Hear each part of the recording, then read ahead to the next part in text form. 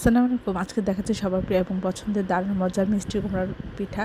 প্রথমে খুব ভালো যেটা ফ্রেশ তাজা খেতে মিষ্টি সেই মিষ্টি কুমড়াটা নিতে হবে। অল্প পানি দিয়ে এটা ঢেকে সিদ্ধ করে নিতে হবে।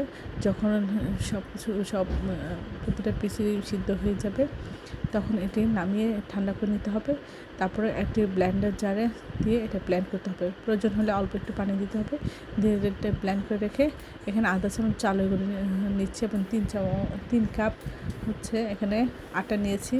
আপনারা আটার পরিবর্তে ময়দা নিতে পারেন। 1 কাপ চিনি নিয়েছি আর এখানে 3-4 চামচ গুঁড়া দুধ দিয়েছি। গুঁড়া দুধটা দিলে টেস্ট বেড়ে যায়। সামান্য একটু লবণ এবং সব কিছু দিয়ে একটা ডিম দিয়ে আমরা এটা আর মিষ্টি কুমড়োর যে এটা ব্লেন্ড করে রেখেছি সবটা দিয়ে আমরা এভাবে একটা নরম ব্যাটার তৈরি করে নেব। তারপরে এভাবে তেলটা গরম করে হাত দিয়ে এভাবে চেপে চেপে আমরা প্রতিটা পিঠা দিয়ে দিব। একটু খেয়াল করে বুঝবেন। আর এটা একটু নরম হলে পিঠা বানাতে কষ্ট হলেও এটা খেতে কিন্তু অসাধারণ লাগে। আর শক্ত ব্যাটারটা শক্ত করে গেলে পিঠাও শক্ত হয়ে যাবে। এভাবে আমরা প্রতিটা পিঠা বানিয়ে নেব। এই পিঠাটা সবার খুব প্রিয় এবং পছন্দের, বাচ্চারা খুব পছন্দ করে। আর এই মিষ্টি কুমড়া এটা পুষ্টিও বটে।